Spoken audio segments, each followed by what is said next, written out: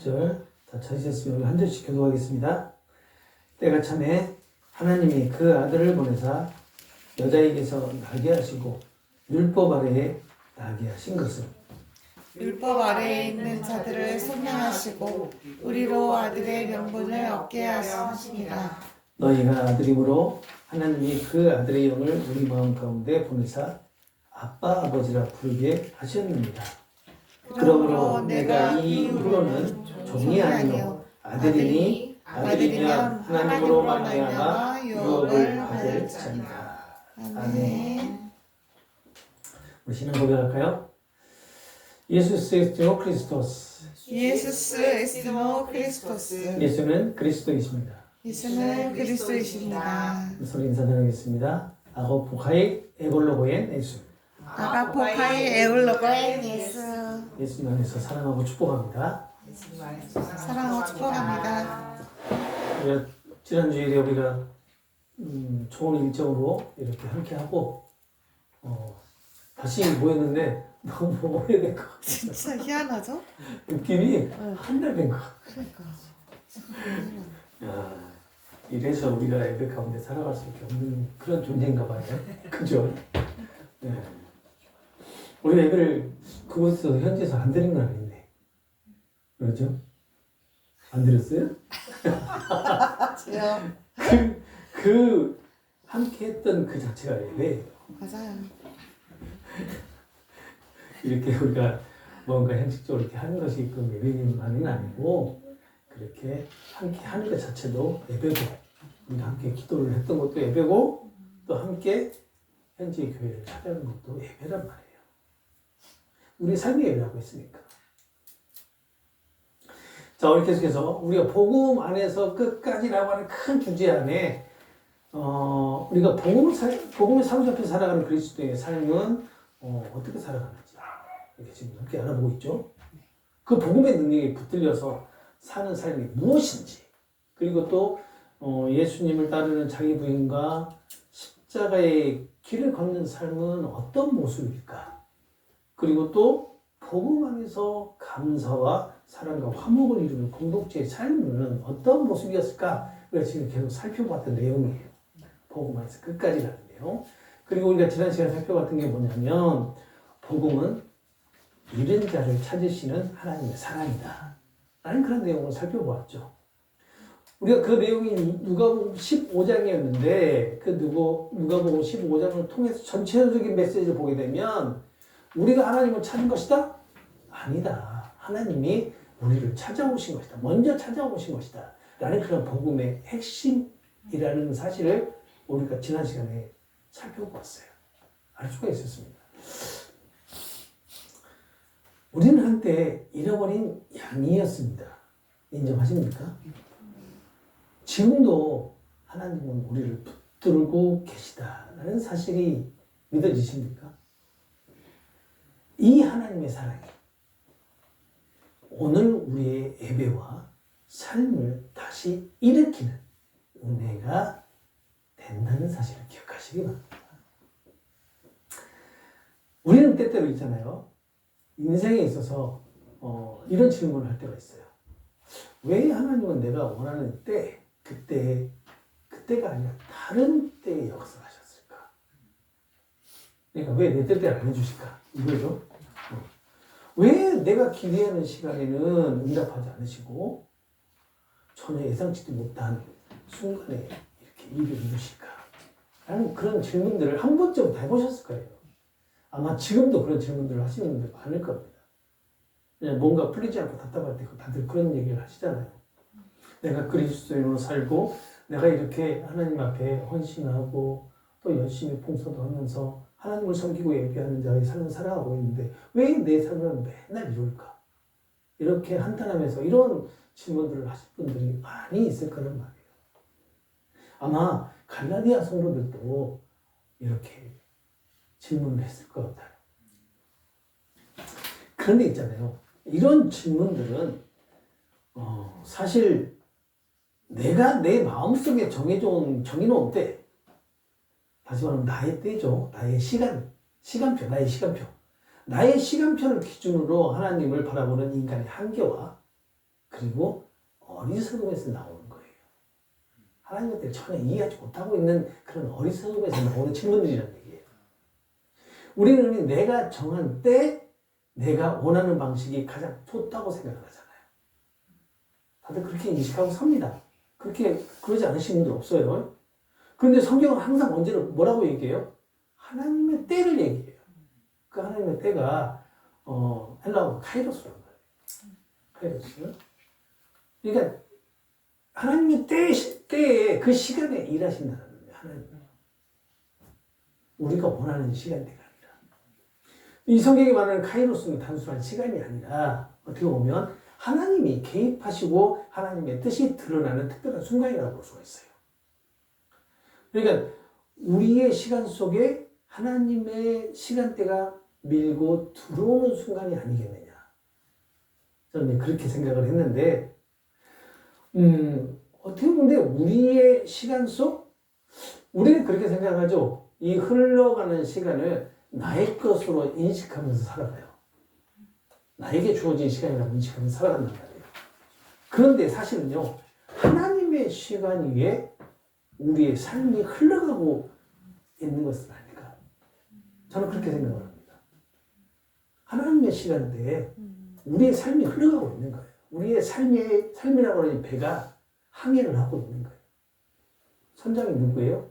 하나님이시란 말이에요. 그러니까 제가 특별한 순간에 하나님의 뜻이 드러나는 특별한 순간이라고 말씀드렸지만 어떻게 보면 그 특별한 순간이 아니라 그리스도인의 일상 자체가 카이로스라는 얘기예요.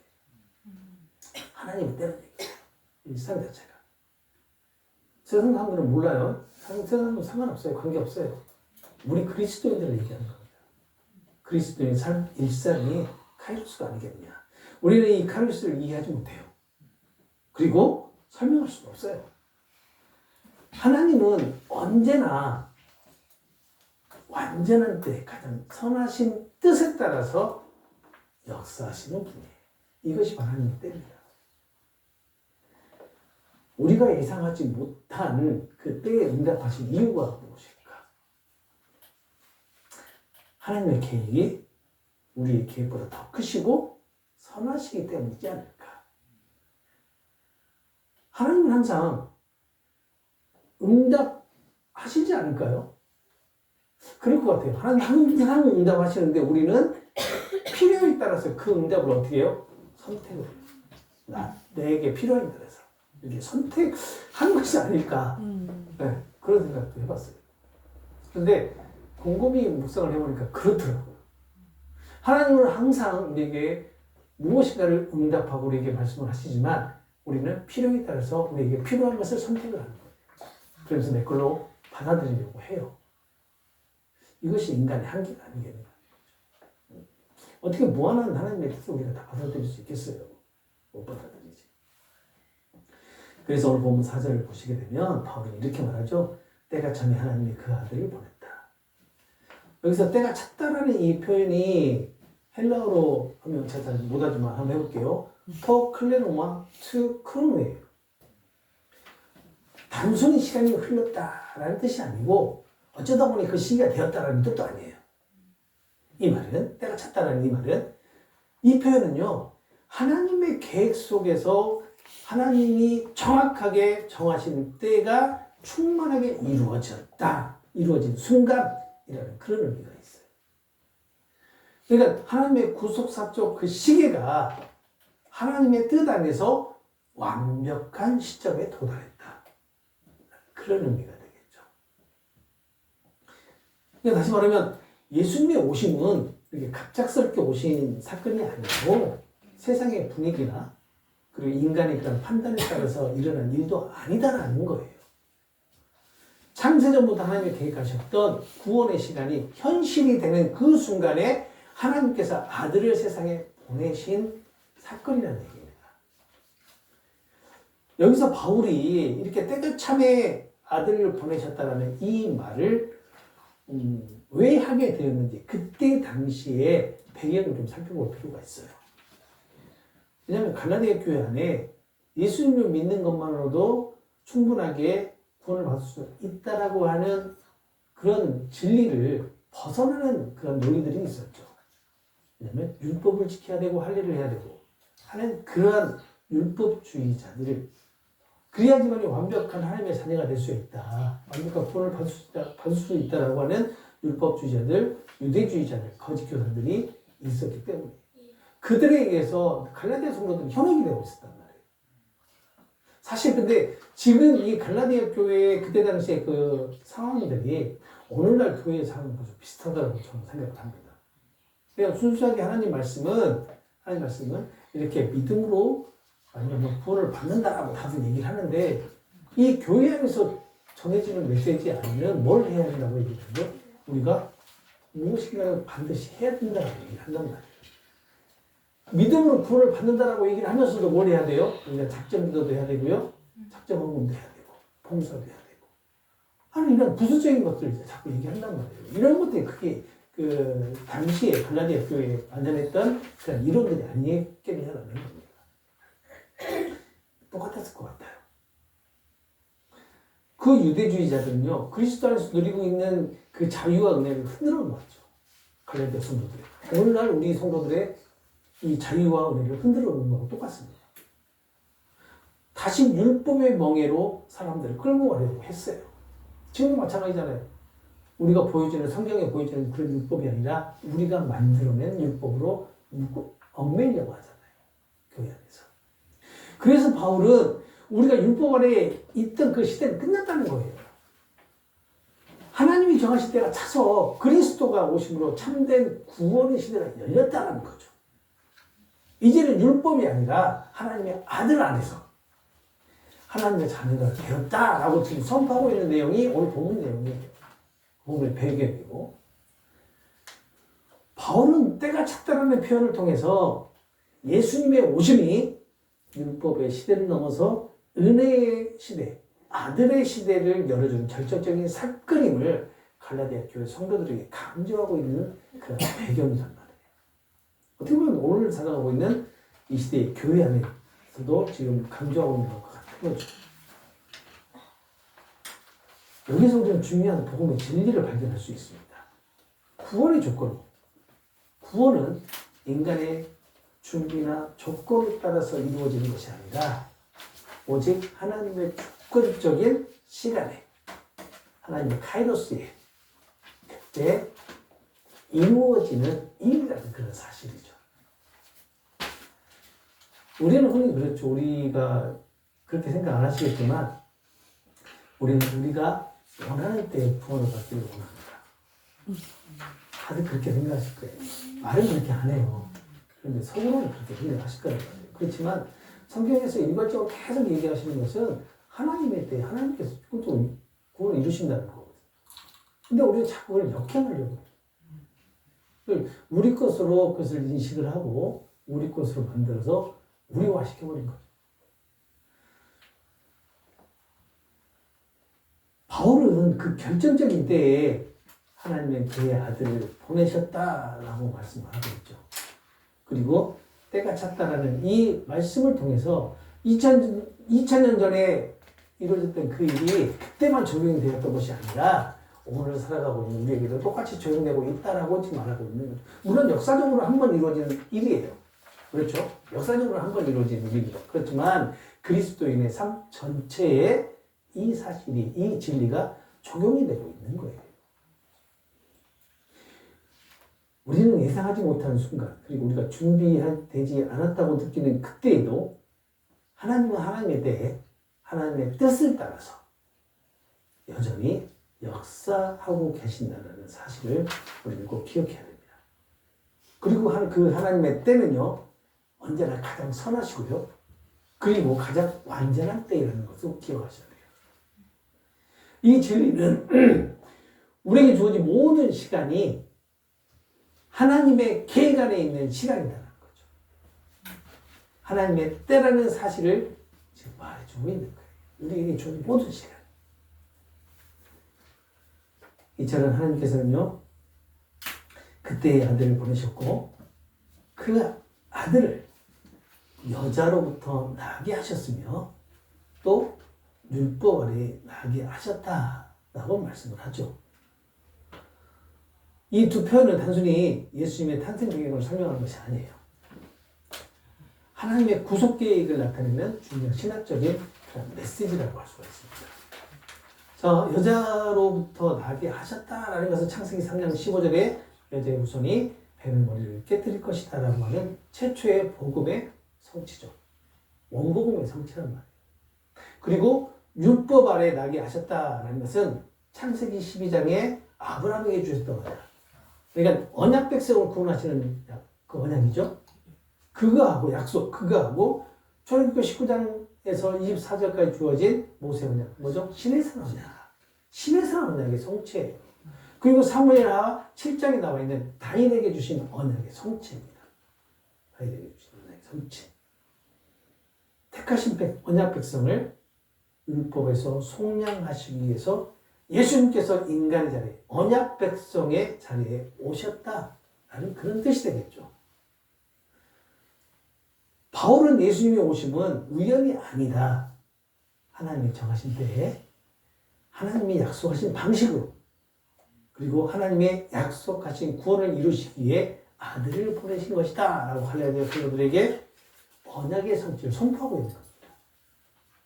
왜 이렇게 선포하고 있는지는 배경에 설명을 해드렸죠. 율법주의자들, 유대주의자들, 그리고 거짓 교사들이 이 갈라디아 성도들을 현혹하고 있었기 때문에. 그리고 예수님께서 정하신 그 완전한 때의 아들을 보내셨다라는 사실은 단지 시간적으로 오셨다라는 그런 의미에서 끝나지 않습니다. 바울은 그 아들이 여자에게서 나게 하셨다라고 말하는데, 이 표현은요, 예수님의 오심이 어떤 방식으로 이루어졌는지를 보여주고 있는 복음의 진술이에요. 그러니까 여자에게서 나셨다라는 것은 예수님께서 실제 인간의 몸을 가지고 태어나셨다라는 참된 인성을 강조하고 있는 겁니다. 예수님은 참 하나님이시지만 동시에 흠없고 완전한 참 사람으로 오셨다라는 복음의 진술이다라고 볼 수가 있죠. 히브리서 2장 14절을 보시게 되면 이런 말씀이 있어요. 자녀들이 혈과 육에 속한 것 같이 그도, 누구? 예수님도 또한 같은 모양으로 혈과 육을 지니셨다라고 말씀합니다. 왜 예수님은 완전한 사람이 되셔야 했을까?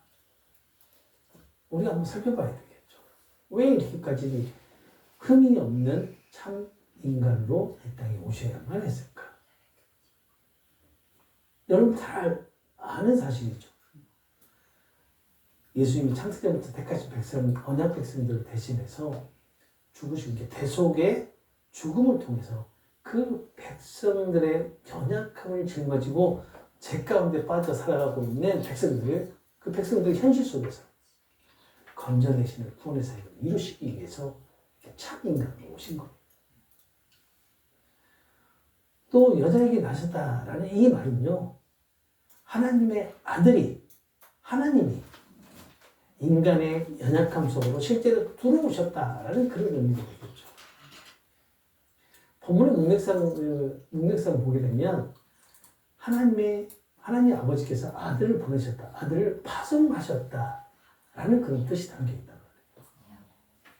이 여자에게서 나셨다라는 이 말의 의미가.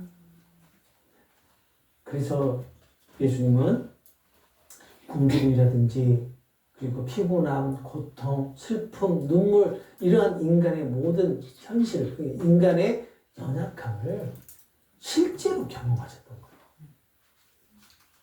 그래서 칼빈은 이 내용을 이렇게 해석을 하죠. 해석에 설명을 합니다. 그리스도께서 우리의 형편을 완전히 취하심으로써 진정한 우리의 구원자가 되셨다라고 이렇게 설명을 해요. 예수님은 단지 우리 인간의 모습을 잠시 입고 오시는 것이 아닙니다. 아담의 실제 후손으로 인간의 역사 속으로 들어오셨고, 두 번째 아담으로 아담이 되셨어요.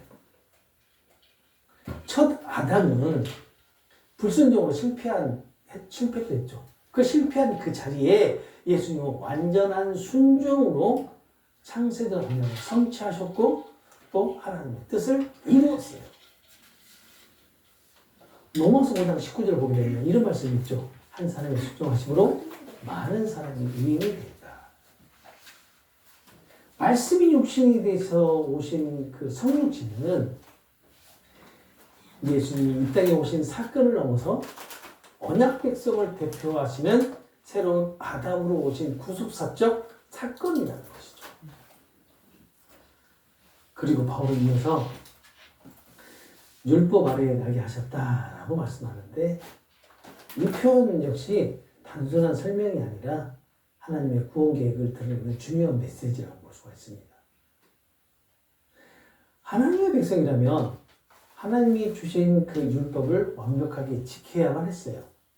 그런데 택함을 받은 백성조차도, 언약 백성조차도 스스로 그 율법을 완벽하게, 완전하게 지키는 능력이 없었어요.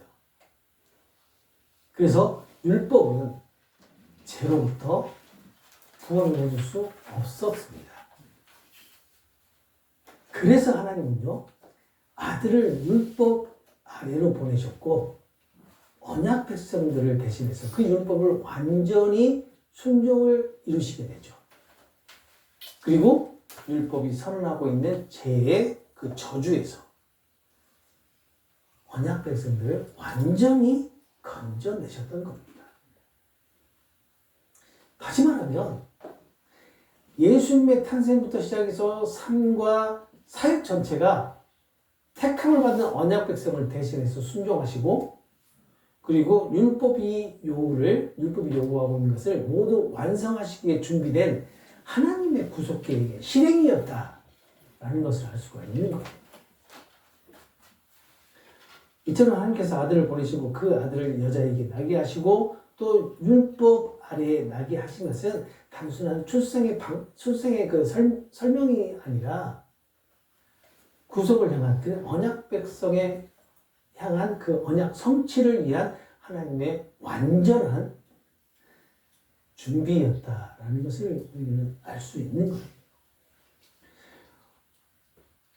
바울이 이렇게 설명을 하는 그 이유 역시 우리가 배경에서 살펴보았듯이 그러한 유대주의자와 거짓 교사들에게 주장하는 것들에 대한 변증을 하기 위해서 이렇게 설명을 하는 것이고 또 그들의 주장에 넘어가려고 했던 갈라디아 성도들을 다시 일깨워주기 위함이 아니었을까.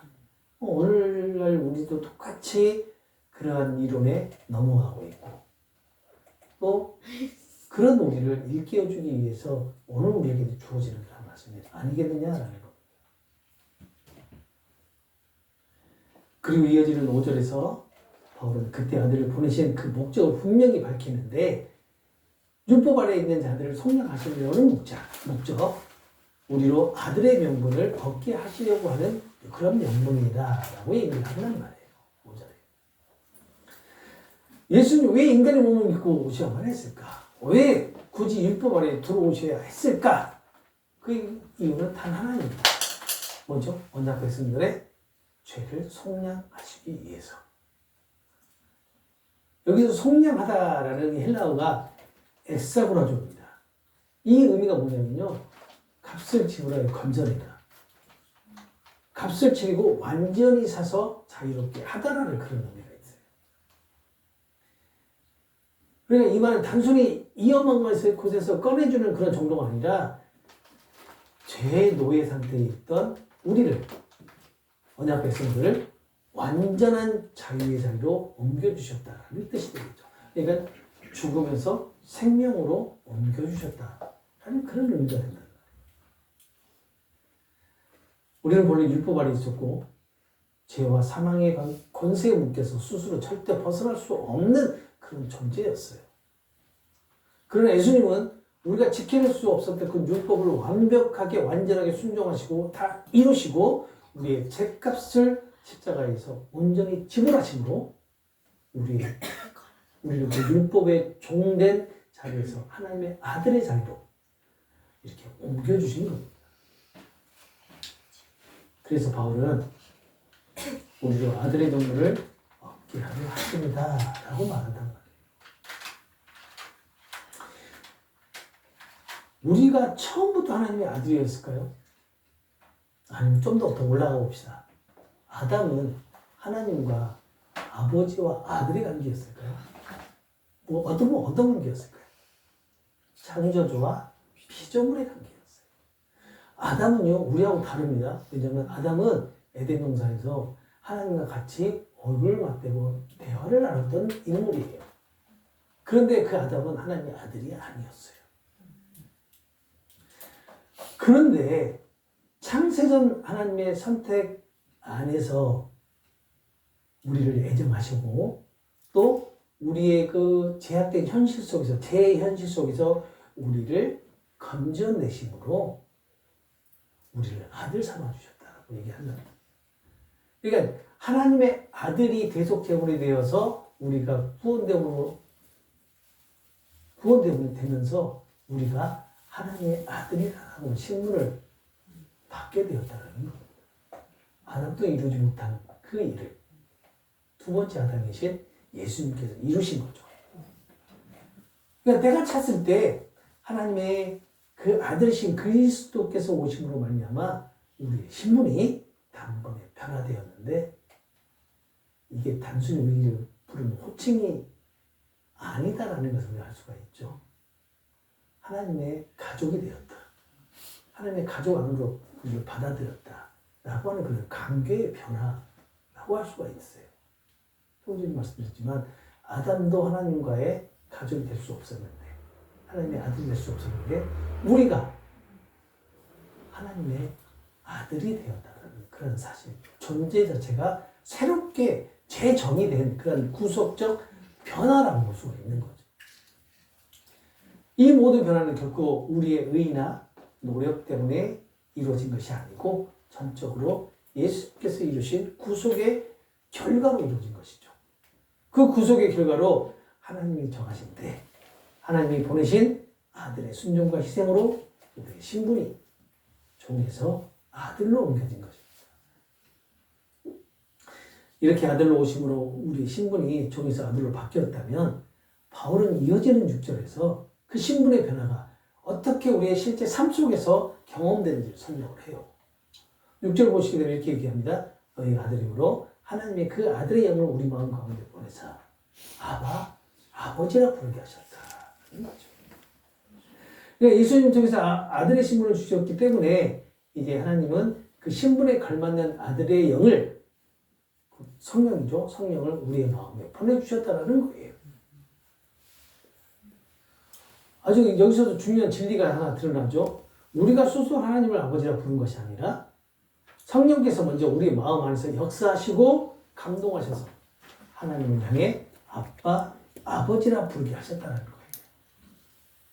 이 아바라는 말은 어린아이가 아버지를 부르는 가장 친밀한 호칭입니다.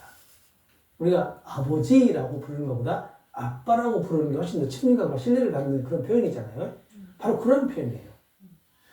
그냥 하나님을 아빠, 아버지라 부르는 것은 감정적인 그런 호칭이 아니라 하나님의 자녀됨의 확신, 그리고 하나님과의 친밀한 관계로 회복되었다라는 것을 의미하고 있는 거예요. 우리가. 그런데 우리가 이렇게 관계 회복이 되는데 관계 회복이 되기 위해서 우리가 뭔가 한 것이 있나요? 없어요. 전적인 하나님의 때에 아들을 보내셔서 이루신 일이죠. 이 고백은 우리의 신앙이나 결단의 결과가 아니다라는 겁니다. 성령께서 우리 안에 내주하셔서 하나님을 아빠, 아버지라 부를 수 있도록 허락하신 은혜의 역사가 아니겠느냐는 거죠. 그래서 오늘 우리가 하나님을 아버지라 부른다면 그것은 내가 믿음이 좋아서가 아니라 성령께서 내 안에서 아들의 신분을 실제로 경험하게 하시는 증거라고 할 수가 있는 거죠. 이렇게 성령께서 우리 안에 내주하시며 하나님을 아버지라 부르게 하시는 순간 바울은 이 모든 복음의 은혜가 향하고 있는 그 결론을 7절에 선포합니다. 그 7절 보시기에 뭐라고 선포하냐면 그러므로 내가 이후로는 종이 아니다. 아들이면 하나님으로 말미암아 유업을 이을 자다라는 그런 결론을 내려요.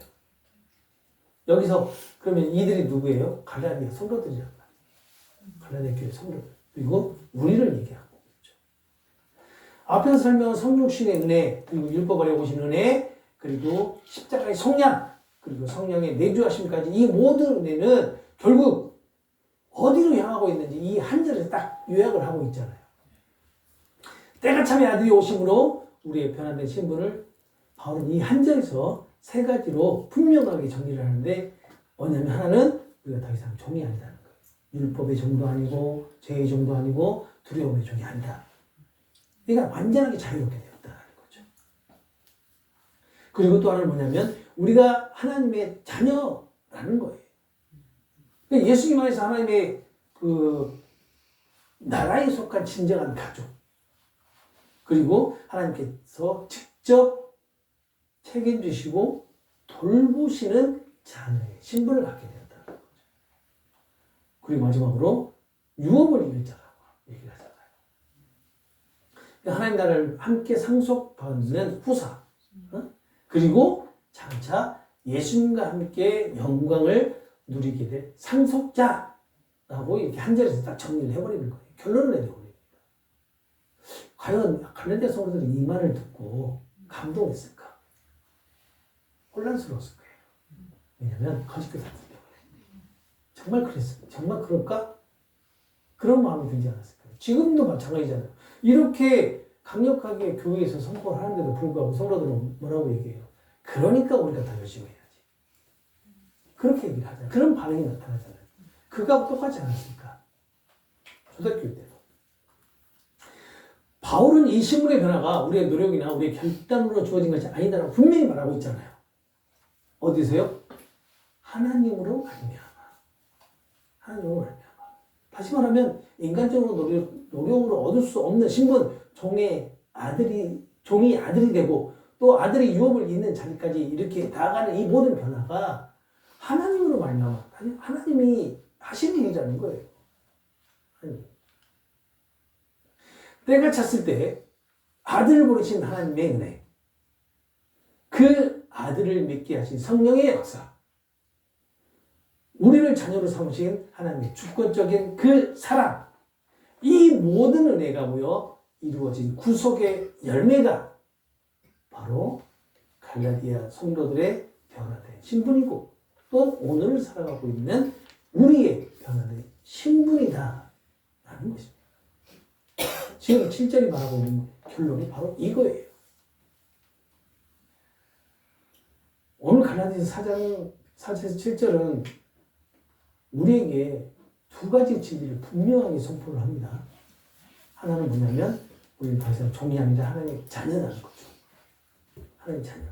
그리고 또 하나는 뭐냐면 성령께서 지금도 우리 안에 역사하고 계신다. 그렇기 때문에 우리가 하나님을 아버지라고 부를 수 있다는 거예요. 이처럼 오늘 본문에서 말하는 이 자녀됨과 그리고 우리 안에 역사하고 계시다라고 하는 이 진리는 변함이 없다라는 사실을 우리 꼭 기억해야 합니다. 그러니까 여러분, 허락하신 한 주의 삶 속에서도 하나님의 때를 신뢰하면서 아들의 영으로 인도하시는 그 복음의 능력 안에서 끝까지 붙들린 그런 삶으로 인도함을 받으며 살아가기를 소망합니다. 하나님이 정하신 때에 보내신 아들 예수 그리스도를 통해서 우리는 율법 아래의 종에서 하나님의 자녀이자 유업을 이을 후사가 되었다라고 하는 이 은혜가 우리 모든 시간에 넘치도록 흘러가고 또 우리의 삶을 복음의 능력으로 붙들어 주실 것을 믿는 믿음 안에서 살아가도록 도우시는 그 은혜가 충만하시기를 소망합니다. 하나님의 때에 하나님은 가장 선하신 뜻으로 우리에게 역사하신다는 사실을 기억하시기 바랍니다. 우리의 매 순간이 바로 그 하나님의 때이고 하나님의 시간 위에 우리의 인생의 배가 흘러가고 있다는 사실을 잊지 마시기 바랍니다. 이제 함께 기도할까요?